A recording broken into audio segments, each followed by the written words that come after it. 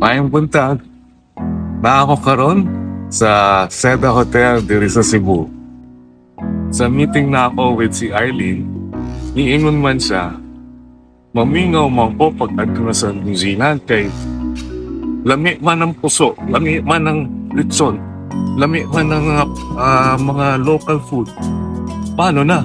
Kay wamay ko'y pariente diha. Akong ingon, way kaso na tayo, way problema ana. Kay daghang magluto dito.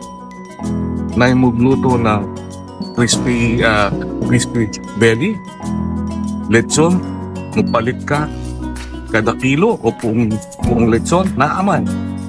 Na ay chorizo, di Cebu, naasad danggit, kapalit na sa mga Asian stores. Kaya, may problema ana dahil ang mamis lang nimo puso o fresh mango. Kasi way fresh mango galing Cebu sa New Zealand. Saka puso, wa may muhimo. Pero may kaso na, daghang ka makakong dito. And, syempre, steak and lamb. Gana na lang. Na, igutom naman ko. So, niya na lang kay palit ko ng chicharon, muyong, fresh mango o durian. Nga, kita ta sa New Zealand ha. Bye.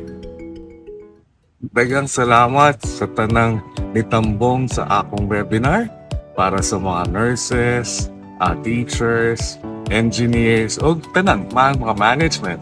Labi na sa mga nakipag-meeting sa akin face to face.